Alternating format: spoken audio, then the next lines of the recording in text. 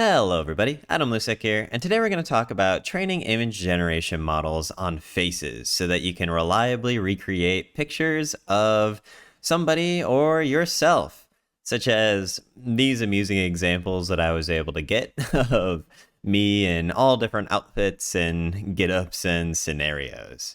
And this is all made possible by using the foundation model FLUX.1 from Black Forest Labs.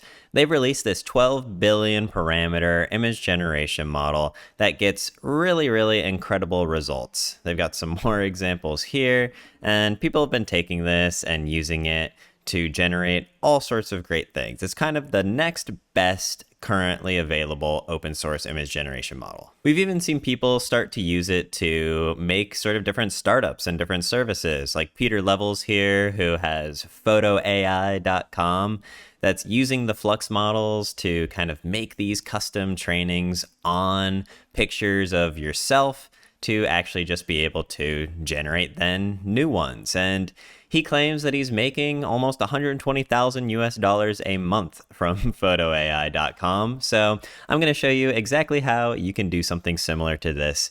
So our goal here is to create a LoRA model that will sit on top of the FLUX.1 model. And LoRA stands for low rank adaptation and is a parameter efficient fine-tuning method that adds additional weights to different parts of the model, so FLUX.1 in this case, and then we're only going to be training those weights that were added. So it's very efficient because we don't have to train the entire model itself, and then this can only be a small file that we can actually plug on top of or take out of in the flow that is image generation, which we'll see a little bit more in action when we actually set this up to generate with our LoRA adapter on top of it. And so to do this, we'll be using the ai-toolkit repository here, which I'll have linked in the description below, which was originally made to do a lot of different training things for stable diffusion models. But recently, the contributors have been adding all sorts of different scripts and scenarios for the Flux models too, given that the Flux model performance is just that much better currently. And the thing that makes the ai-toolkit repository very good, I would say, for training the Flux model is that they have very nicely built-in abilities to actually do this stuff with low amounts of VRAM, using some fancy fun quantization methods in the back end. Whereas classic repositories that we've seen, things like the Diffusers package from HuggingFace, a lot of what they do is just load the entire model in its entirety. And Flux is actually a pretty big model. Training and running all of this stuff can exceed upwards of, over 40 gigabytes of VRAM for training. And when I originally was doing some training with the Flux model, I had to actually rent out an H100 with 80 gigabytes of VRAM so that I could even load it. And it started taking up about 72 gigabytes of VRAM during training. So the AI toolkit actually has a lot of already built in really great stuff to be able to run it on just 24 gigabytes of VRAM and do all of this training in low VRAM environments. And so this allows us to do this training without having to spend a whole lot more cash, because H100s and high VRAM environments generally cost a lot more than something like 24 gigabytes, which is possible to use on consumer grade hardware like a 4090. And so before I show you how to actually set this up and start running it, I wanted to talk a little bit about the actual methodology that a lot of people are starting to use when training the Flux models. And most of what I've seen is heavily inspired from the Dream Booth method from Google Research, where they're able to take a limited amount of input images, as low as 5 even, and then using a unique token combination or some sort of trigger phrase per se, train the model with these prompt combinations with this limited amount of photos and the trigger phrase during the training. And essentially what that will do is be able to really hyperfixate on activating all of the trained neurons when that trigger phrase actually comes up. In Google's example here, they use the unique identifier and trigger phrase of this bracketed V, so that when they did the fine-tuning with only about 3 to 5 images of this dog, along with prompt combinations using the unique identifier within it, as they ran inference then on that trained model, if you put this bracketed V into the prompt, it was most likely to actually, route the generation towards those trained parameters and then pick up on some of the generalizations of what it was trained on.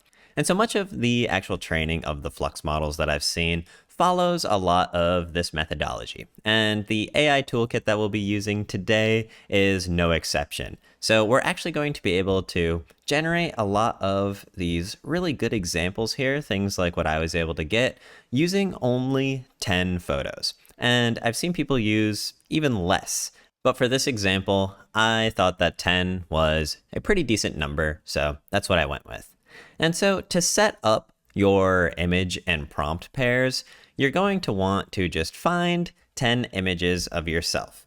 And so I picked up 10 images here of, very varying quality of me, both low quality stuff, all sorts of different angles and things, and different looks and whatnot here and there of myself, but just 10 pictures that clearly showed my face. And naming all of these just image 1 through 10 as a ping file. On top of all of your images, you also then need the prompts that you're going to encode along with them during the training. And so this is where we start to see that we can use some of the examples that we were seeing. So for all 10, it has to be a text file that matches the actual name of the image. So I've got image_1.txt all the way up to image_10.txt. And then within them, I just wrote out very simple prompts. But you'll notice that I also put this bracketed trigger here. And so that's where we will actually dynamically insert in our trigger phrase that we'll set up in our configuration file in a bit here. But you can see for a couple examples, for image 1, I have trigger in blue graduation clothes. And then, obviously for this, it's me in my graduation robes. For this one here, image 2, I have trigger in front of a vending machine holding money, and yep, it looks exactly like it. And so going down through all of these, you just need the corresponding prompt along with the picture. So as the final one, I've got trigger in a black shirt and beige pants in front of a white wall, and that corresponds to this funny picture that I took for my last video, actually. So this is all the prep that we need to actually get our data set here ready for training. So now we can hop back to actually setting up AI Toolkit and setting up our configuration file to accurately run the Flux training scripts within it. So to get started setting up AI Toolkit, you're going to want to head right on over to your command line interface. Now, as mentioned, if you have some consumer hardware that's capable of running these things, such as a 4090 with 24 gigabytes of VRAM, you can go ahead and do that on your own machine, which is really cool. But if you're like me and don't have 24 gigabytes of VRAM lying around, what I've done instead is just spun up a quick NVIDIA A100 from one of the cloud providers that allows you to do this. So now I'm in a Jupyter Lab environment and have all of this set up.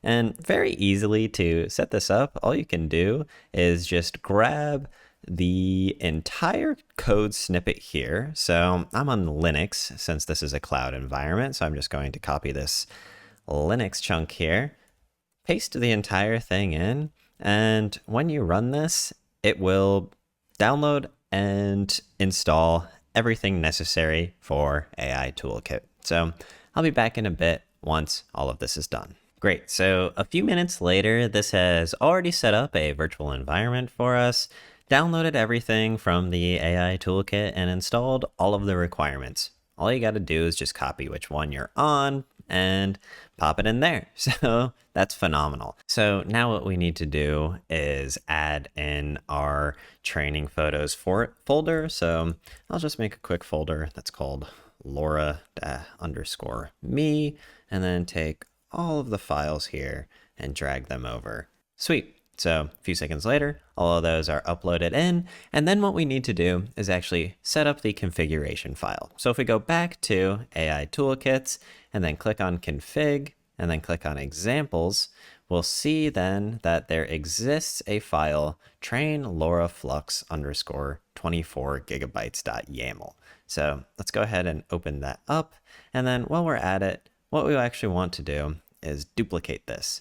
So let's make that a copy. And let's also go ahead and rename this to train LoRA Flux Face. And I'm just going to go ahead and move this back a few times into the main folder. And so opening up this, then this is now where we will go through and set up our configuration file. And this configuration file is going to be what the training script actually looks at to set everything up nicely as it's training. Things like the name, the folder that it's going to be output to, and a bunch of other stuff. So let's go through here and show how I actually set up my own.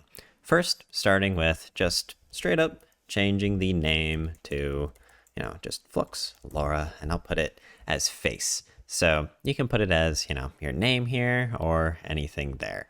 And then the training folder. So I'll put the training folder as Flux LoRA face here so that all of the files that it's going to generate, all of the examples that it generates as it's training, as well as saving the different checkpoints are all going to go to this output folder. It doesn't hurt to also see some performance stats. So let's go ahead and uncomment out this performance log every, and let's set that to 200 here. This will show us some of the performance statistics then every 200 steps. The device we're going to leave as CUDA 0, which is going to point towards our only GPU here in this environment, which is going to be that A1000. And then here is where we actually start getting into this trigger phrase and all of the things that we were talking about with the kind of dream booth methodology. So I'm going to uncomment out the trigger word, and this is where you can kind of insert your own unique combination or, unique phrase that you want to use as something that will trigger the LoRA adapter more specifically when it's generating a photo. So for mine, I just did my name in a little bit of leet speak there, but their example was just having it as P3R50N or person like that. So that's where I got the inspiration from for the trigger phrase. And we'll uncomment this out, and then a little bit later down the line, we'll actually add some of this into our prompts. But this is where it's going to take all of our existing prompts that we actually put in something like this with trigger and brackets, and it's going to insert that dynamically into all of these. So it's great for kind of that different dynamic training. The network type here is where it's actually specifying that we're creating the low rank adaptation part. And this is how you can specify how complex you want it, or the actual kind of rank of this LoRA adapter. And essentially the best way to think about this is the higher the number, the larger and more complex it's going to be. So in standard, people generally go for 8, 16, or 32 rank LoRA adapters. I would recommend doing 32 for this situation, since we want to capture something as complex as a face very accurately, but this still allows it to stay small enough that it's not a super huge file and it doesn't take a huge amount of time. Going down to the different save things here, what this means is essentially it's going to save a checkpoint of your model, or just save this LoRA adapter every n number of steps. We're going to set this a little lower to just 200 steps because later on we're going to see that we're going to be going over just 2,000 steps. And what then the rest of these things do is the max steps to save means it'll only save the last 4 checkpoints. So with 2,000 steps, it's going to eventually save 10 checkpoints, but every time it gets to the next one, it's going to delete the 5th oldest, keeping only 4 of those checkpoints. And so this is okay because we can check as it's training the different output images that it actually gets. And if we see that something is good enough, you could cancel the training run and then just use that checkpoint as your final model. But if it doesn't necessarily matter so much, you can kind of free up some space because each one of these is going to be around 300 megabytes per checkpoint. They also have some functionality to automatically push this to HuggingFace, but I've found that sometimes it works, sometimes it doesn't. And even so, it's not necessarily too necessary to automatically push it to the hub, because you can just download the checkpoint and then upload it very easily through HuggingFace. And you're going to need to download that checkpoint and the actual model itself at some point anyway, if you want to use it later on down the line when we actually talk about setting this up with something like ComfyUI. So skipping over the rest of that and moving down to the datasets, this is just going over and saying that it's all needs to be, a PNG or a JPEG file and then a corresponding text file. We've gone ahead and set that up. So all that we need to do is path over to the right file. So I'll just put it as LoRA_me, which is where it is in our current directory, which will be set to ai-toolkit. And you can add a period here just to make sure that it's able to find that effectively if your pathing is a little bit off. Text, yep, everything that has a caption is going to be in a text file.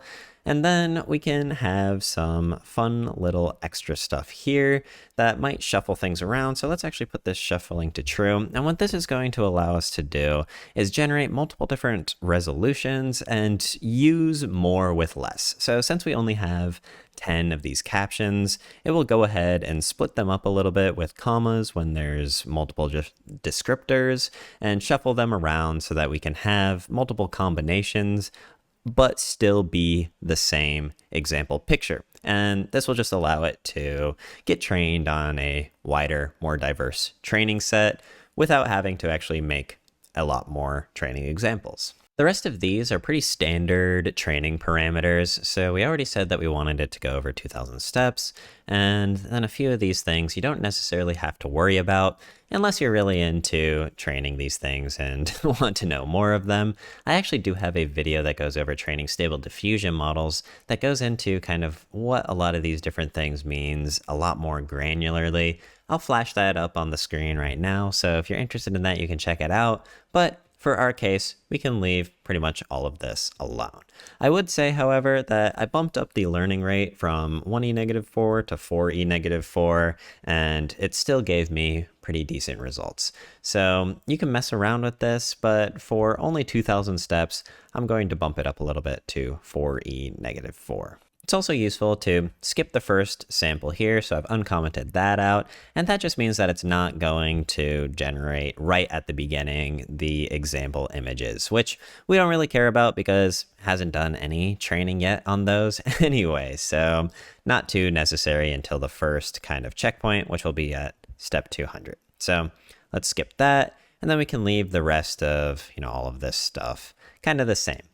And so then coming down here, almost towards the end, we're of course going to be using the FLUX.1 Dev model. It is Flux, and because we are running it on less than 80 gigabytes of VRAM, we are going to quantize it, which will run it in 8-bit mixed precision, which will allow us to do this training on something like, as I've been saying, consumer hardware like a 4090, something with low VRAM, which low in this case is in comparison to, data center GPUs like H100s or A1000s or stuff like that that have a lot of VRAM.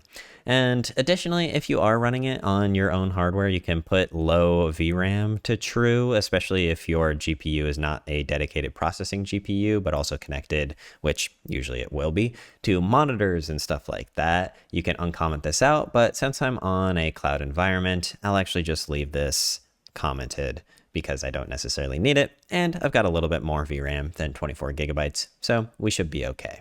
The final few things here is actually all about sampling during the training.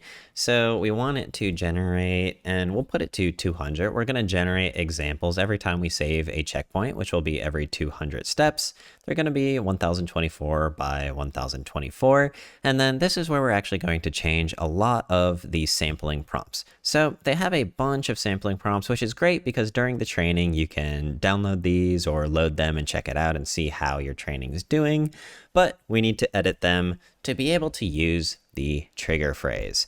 So what you're going to need to do here is every time that there's kind of the main subject of the prompt, just replace it with trigger.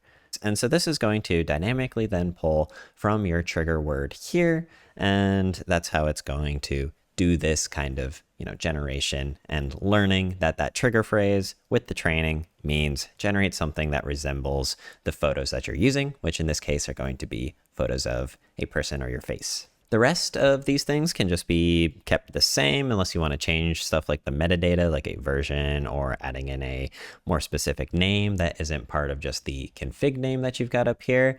And once we've got all of this ready and good to go, we are, well, also, if you did uncomment out this first line with trigger, do make sure that you remove this backslash there, and then perfect. We are ready to run this through AI-toolkit to start our training. And then the last thing that you actually need to do before completely running the training script is recognize that Flux is actually a gated model. So you're going to need to request access from the HuggingFace page and then pass in and log in using your HuggingFace token with the command line.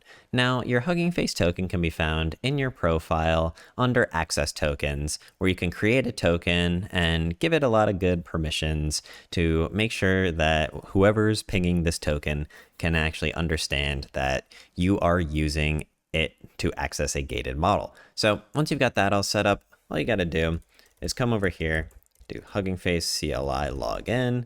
It'll make a nice cute thing there, paste in your token, and then login is successful. So once you've gotten access then, logged in, now we are good to go. So all we've got to do to actually start the training run is type in Python run.py, because run.py is the main script that's going to take in the configuration file then and path over to everything nicely. And so all we need to do is after that, put in our configuration file, which we have named train LoRA FLUX.face, and it's a YAML file. So once we've got that all going, we can hit enter and it will queue the job. So I'll let this spin a little bit, and you can see then that it loaded up the YAML file nicely. And now what it's doing is downloading all of the files from the Flux model. So I'll speed this up a little bit, and then we'll see where we get to in a second. Awesome. So after, a minute or two of actually loading and quantizing and setting everything up, we can see that it is now onward and upward with training. And the estimated time that it's going to take is about 1 hour and 5 minutes. And so I will say that's just for the training section of it. It is going to stop every 200 steps to do generations, which can take a couple minutes. So I would expect this with this kind of configuration and setup to take roughly 1 hour and a half, 1 hour 45, depending on your hardware. And speaking of hardware, if we just open up another terminal and check out our GPU, we can see that we are successfully using only 21 or 22 about gigabytes of VRAM here of our available almost 41 from our A100 that we've got. And that's great because, as mentioned, you can do this and it doesn't take too long to actually train these models and create them with not too bad hardware. Everything is, of course, then going to be output to the output folder and Flux LoRA face, which we defined in our config file. And then within here is where it's going to also save the config, all of the different safe tensor files, which is going to be the model itself that we're training. This LoRA adapter are going to be saved here, all of the checkpoints, and then all of the test generations that it's actually outputting are going to be saved here as well. So all you got to do is let this run, and then you can check out things along the way. So what I'm actually going to do is head over to kind of a finished output folder and show you what that will look like. Sweet, so I've gone through and I've taken my original run and got all of the output files and all of the generations of pictures at each of the checkpoints going from 200 up to 2000. And so at each one of these, as we kind of put in our config file, we wanted it to generate examples based on the sampling prompts that were there, as well as save a checkpoint. So the checkpoint, it's themselves are actually going to be the safe tensors files, which is the model in and of itself that you'll be loading later on down the line. But the more amusing thing to look at is, of course, the example generations. So we can see that at checkpoint 200 for the prompt of me being a DJ in a nightclub holding a martini, we can see that actually after just 200 steps, it's starting to get a little bit of my face down there pretty well. And then you can see jumping forward to 600 steps, maybe it's got a little bit of a fancier, cooler thing, and my face is starting to get a little bit more defined. And then we can see that at 1,000 steps, it's added some of the sunglasses that we actually told it to add on, and it's picking up stuff like my earring and a little bit more of the facial hair. And then jumping forward here, we can see that it's starting to really focus on getting more of the fine details of my face. And then something interesting to consider is that actually as we keep going, we can see that the quality of the photo is kind of degenerating. So it's getting a little bit worse and worse of overall generation of the photo. However, the actual understanding and application of what I look like is getting better. And so this isn't something that you necessarily need to worry too far with, because we'll actually show once we start loading this how I was able to take something that was generating what isn't necessarily the greatest picture, greatest quality picture here, and then creating a very usable example like here on the right, because essentially what's going on is we are overtraining the model a little bit with this LoRA adapter. So too much of the internal calculations of the diffusion model are running through our LoRA adapter, and that's degrading from the original training that it's getting. And we can combat this by actually just scaling down how much our LoRA adapter affects the generation a little bit, and then that will help to get the good things that it learned about me, which are, of course, my features, things like that, but not actually ruin its overall generation capabilities that are inherent to it. So after 2,000 steps and running 10 of these sampling things, the output that it gave me is this final safe tensors file, which is a 343 megabyte file that is exactly what we want. It is our last fully trained file that should have picked up and been trained on all of these pictures of me, and hopefully able to generalize those features into new scenes and new images. If you didn't use the push to hub capability of the config file like what I set up in mine, all you need to do if you want to upload this to HuggingFace is go ahead, create a new model, and then in the files and versions, you can just click add a file, upload files, and then upload that safe tensors file, which is exactly this right here. And then, I just added in the YAML config file to actually just route to, and then created the model README card with some examples and some additional information. So that is all that it takes to actually create the LoRA adapter. Now let's talk a little bit about loading it and generating images with it. So the first way that you could do that is, of course, with the HuggingFace Diffusers package. But as I was kind of mentioning before, loading Flux in full precision without any fancy stuff and trying to generate with it takes upwards of 70 gigabytes of VRAM, and you need some very specialized and generally expensive and hard to find software. However, if you do have that software, then you can just take something as simple as this, copy it, and then instead path over to your LoRA files themselves if you've uploaded them to HuggingFace, and then replace the trigger phrase with whatever trigger phrase you used and generate an image as such. However, for most of us that don't have, H100s on deck to pump out photos like this and load crazy stuff, I'll be showing you how to set up this workflow in ComfyUI, which if you haven't seen ComfyUI, it is a phenomenal repository that allows a node-based system for actually setting up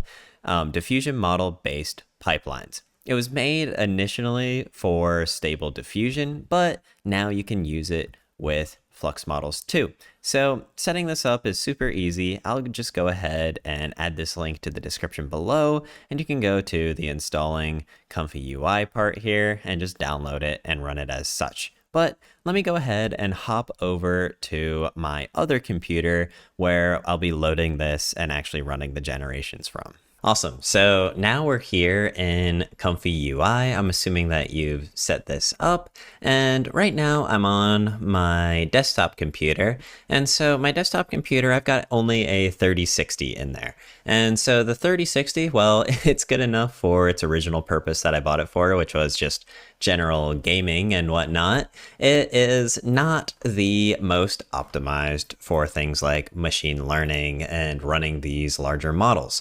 However, I did find a good setup tutorial, which I will be linking in the description below, that shows how you can set up and actually install all of the correct components and different models for running on just 12 gigabytes of VRAM. So assuming that you've gone through then and loaded and put all of these models into your own ComfyUI models folder, what I've gone ahead and done is created a easy to recreate workflow. So you can just go over to my model here and then go into the files, and then we've got workflow_atom_LoRa.json. So if you take this and then go ahead and just click the download button and download that, what you can then do is come back to ComfyUI, click on the load button, and then go ahead and click load. And that will load everything that you need to get started with running this stuff on more limited hardware. Now, some of the things to actually understand here, if you don't understand anything at all, is that we are loading the model here along with the different text encoders. And then this right here, this load LoRA node, is where we're actually going to be pathing over to the safe tensor file that we saved from our training, and that is going to be our adapter. Now, as I was saying, you're going to want to reduce the strength of the adapter. And this is because if you have it affect the generation too much, it's actually going to degrade the general ability of the Flux model in and of itself. So generally people recommend around 70% or 80% strength of the LoRA adapter, as well as 3 to 3.5 Flux guidance conditioning here. But what we can go ahead and do is type in kind of our own prompt here and go ahead and click Q prompt and generate it. Sweet. So I've gone ahead and put in the prompt as our trigger phrase, which is going to be me as a fancy chef in a fancy restaurant, angled action shot, holding a pan that has flames in it. And so now that we've got that all set up, let's go ahead and click Q prompt, and then our image will appear here after a few minutes. Awesome. And so about 5 minutes later, we got our first pass of the generation. As you can see, with a lot of image generation stuff, you're going to want to tinker around with like the different strength, the guidance, and other stuff, as well as generate multiple different examples, because this one, well, it did pick up pretty well on my face and likeness. I don't think my hands per se look like that, and I'm not 100% sure what's going on here.